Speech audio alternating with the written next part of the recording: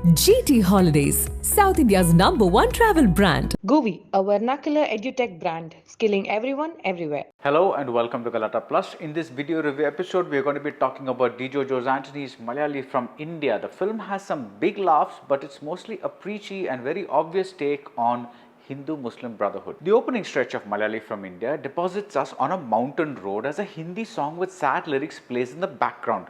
Dilon mein fasle hain, ye kaisi khamoshi hai. The words talk about the distances between people, and as we see Gopi, that is Nivin Pauly, we wonder how the sorrow applies to him. I thought the story is about finding out who this Malayali man is and what he is doing in this strange place where most people seem to be Muslims.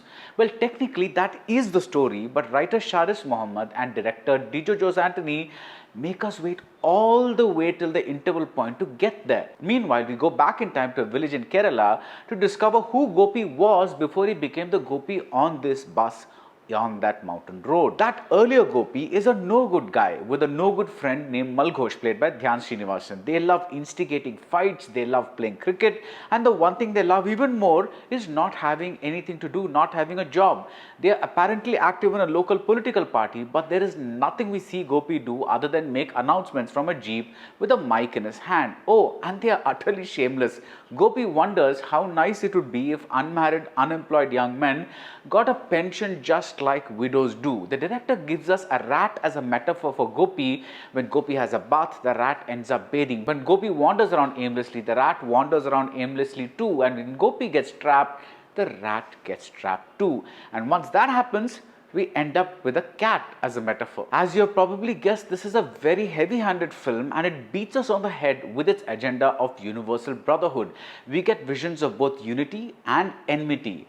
Gopi's sister has a Muslim boyfriend. Gopi's neighbors are Muslims. Shine Tom Chacko appears in a brief part as a collector who advises people not to mix religion and politics. An elderly Muslim talks of attempts to turn Kerala into Gujarat, if you know what I mean. As for the other end of the spectrum, we get bigots and hate mongers, and a Hindu man who commits a hate crime against a Muslim family goes unpunished. And what did the family do? Their children burst firecrackers when India lost to Pakistan in a cricket match. These two threads, the game of cricket and the hostility between India and Pakistan, they are a big part of the screenplay structure. For a while, Malayalee from Kerala is reasonably engaging. The sudden tonal shifts between comedy and drama are bizarre, as in there are many times we think we are in a dead serious situation and suddenly there is a joke. I was never convinced by this approach, though I admit there are some big laughs.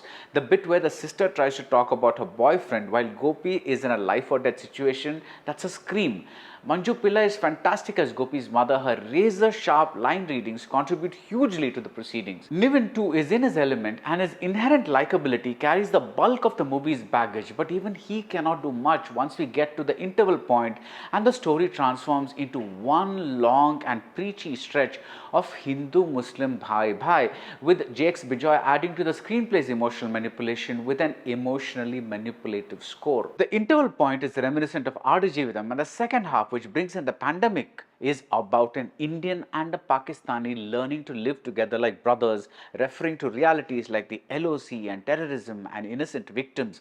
But the writing is painfully shallow, and the comedy, like a gay joke, keeps undercutting the seriousness of the message. In any case, with a message this obvious, there is no suspense about where the narrative is headed, to the La La Land where good intentions can change the world. I am not cynical. I certainly hope that the things shown in Malayalee from India will happen. But in a film, there is only so much lecturing you can take, and there are only so many story threads you can follow. There is a whole subplot about a useless man developing a set of survival skills over time, and the film would stand even without it. Not all Hindus are good, not all Muslims are bad. Do we really need a movie to tell us this? And that's it about Malayalee from India. If you like this video review, do subscribe to Galatta Plus and see you soon at the movies. GT Holidays, South India's #1 travel brand. GUVI, a vernacular edutech brand, skilling everyone everywhere.